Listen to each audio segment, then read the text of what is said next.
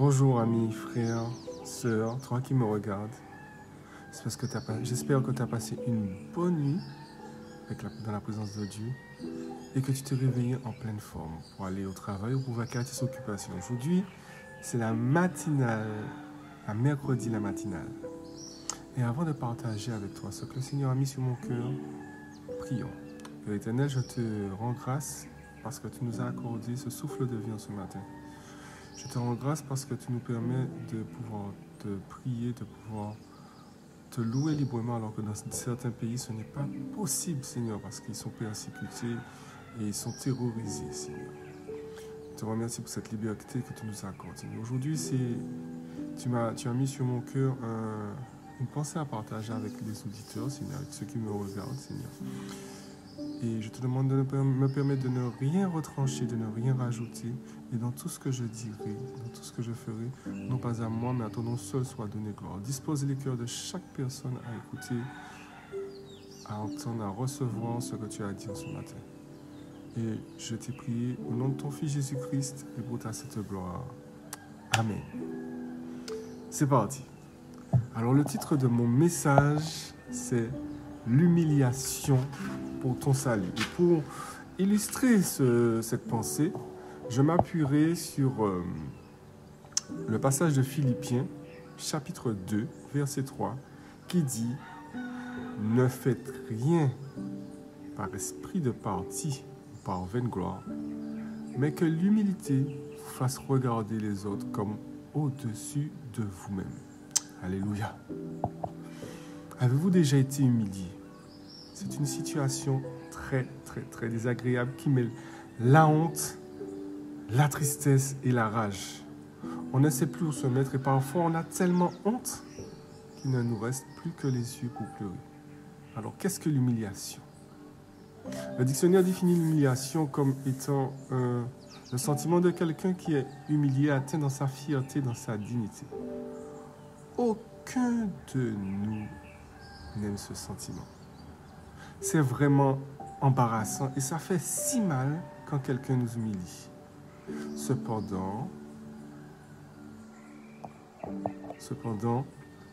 l'humiliation ne vient pas que pour nous détruire, nous faire honte ou nous réduire au néant. Elle peut être, j'ai bien dit, elle peut être très bénéfique et instructive dans certaines, car d'une manière ou d'une autre, elle est susceptible de nous rapprocher du Seigneur. Alors moi, je me suis toujours posé cette question. Pourquoi Dieu permet-il que nous soyons humiliés? Pourquoi le Seigneur permet qu'un enfant de Dieu, surtout qu'un chrétien, soit humilié? Mais peu importe, pas qu'un chrétien, n'importe qui. Alors, il y en a des raisons, il y en a plein. Mais moi, le Seigneur m'a axé sur 2 raisons. Je ne vous parlerai que de 2 raisons. La première, c'est pour gagner en humilité, c'est-à-dire pour guérir du moi. L'homme dans sa nature première est un être plein d'orgueil et de fierté. Un être qui aime l'honneur et la gloire et qui trouve sa réelle satisfaction dans le fait d'être apprécié, admiré, exalté ou acclamé.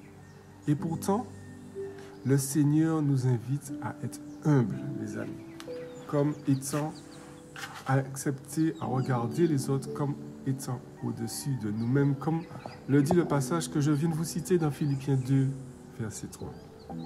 En fait, chaque chrétien devrait exprimer ce sentiment d'humilité, mais il n'est malheureusement pas au cœur de nos vies à tous. C'est la raison pour laquelle Dieu laisse arriver des temps d'humiliation dans ta vie, mon frère, ma sœur, toi qui me regardes, pour te faire réaliser qu'il y a plus important que toi et ton image. Ce qui est plus important, c'est donner gloire à Dieu, par exemple. Très souvent, quand on est applaudi et apprécié, nous laissons le moi dominer notre vie et nous recherchons constamment notre propre gloire. Mais quand nous sommes incompris, mal jugés, rejetés, rabaissés, et donc humilié, cela nous fait renoncer à cet être tant chéri que nous sommes pour nous revêtir d'humilité. Il est donc bon et avantageux pour toi et moi de souffrir de quelques critiques, quelques jugements, quelques humiliations pour apprendre l'humilité. D'autant plus que nous savons que Dieu résiste aux orgueilleux, mais il fait grâce aux hommes. Amen. Donc, la première chose, c'est pour gagner en humilité, pour guérir de notre moi. La deuxième chose, c'est pour revenir à Dieu.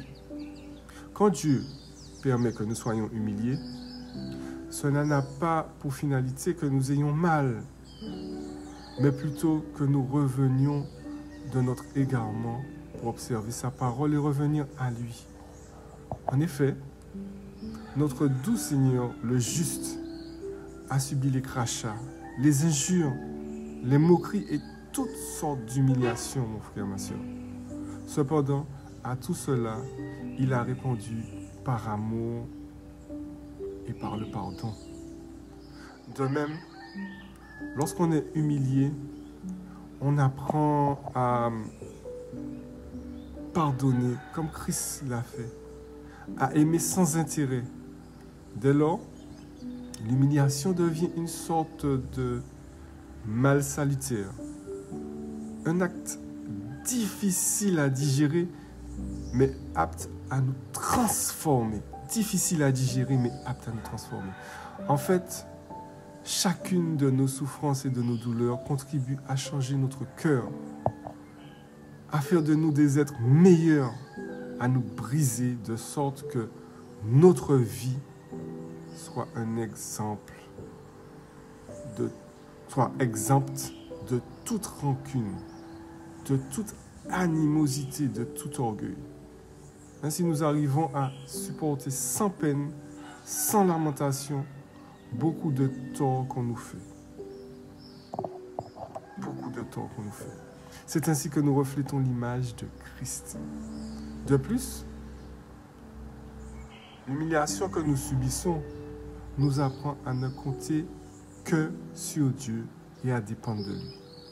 Nous comprenons alors que lui seul est véritablement fidèle et constant. Parce que l'homme est capable d'aimer, mais il est aussi capable d'haïr et de trahir. Il peut t'applaudir aujourd'hui et te jeter des fleurs aujourd'hui. Et demain, il va t'humilier. Juste le lendemain, il va t'humilier. Mais Dieu, lui, il ne change jamais. Mieux encore, après qu'on ait ressenti le mal d'être blessé dans son amour, propre, il nous encourage à ne pas juger et humilier les autres. Amen. Alors toi qui me regardes, je ne sais pas si tu as été humilié aujourd'hui, hier, la semaine dernière, ou si tu seras humilié aujourd'hui. C'est dans la journée. Mais n'oublie pas ces deux choses que je viens de te dire.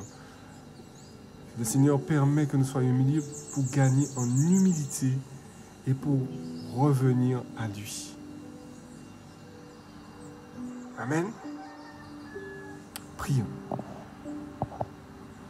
Père éternel, Dieu de grâce, je reconnais que ça fait mal d'être humilié. Mais j'accepte de passer par ce désert pour gagner en humilité et me rapprocher de toi. Apprends-moi à aimer, voir, apprécier les autres comme au-dessus de moi, pour peu importe leurs intentions à mon égard. Je te prie au nom de ton Fils Jésus-Christ et pour ta sainte gloire. Amen. Alors toi qui me regardes, peut-être que tu fréquentes déjà une assemblée. Alors je t'encourage à persévérer. Mais si tu n'en connais pas d'assemblée, le Nazarien du monde vanté sera très content de te recevoir. Si tu as déjà fait la paix avec Dieu, tu le connais, tu chemines avec lui, persévère dans ses voies. Mais si tu ne le connais pas, après cette vidéo, il y aura une prière de repentance où, quand tu l'auras faite, tu deviendras un enfant de Dieu. Et tu pourras continuer à cheminer comme nous, avec Dieu, dans la joie, dans l'amour, etc. Il y aura aussi le numéro des pasteurs. Si tu as envie de discuter, tu as envie de comprendre des choses, que tu voudrais parler à quelqu'un. Alors, sur ce, je te souhaite une excellente journée. Sois béni, sois béni, sois béni. Et reste connecté, focus sur Dieu. Allez, je te laisse. Bye bye. Et bonne journée. Hein?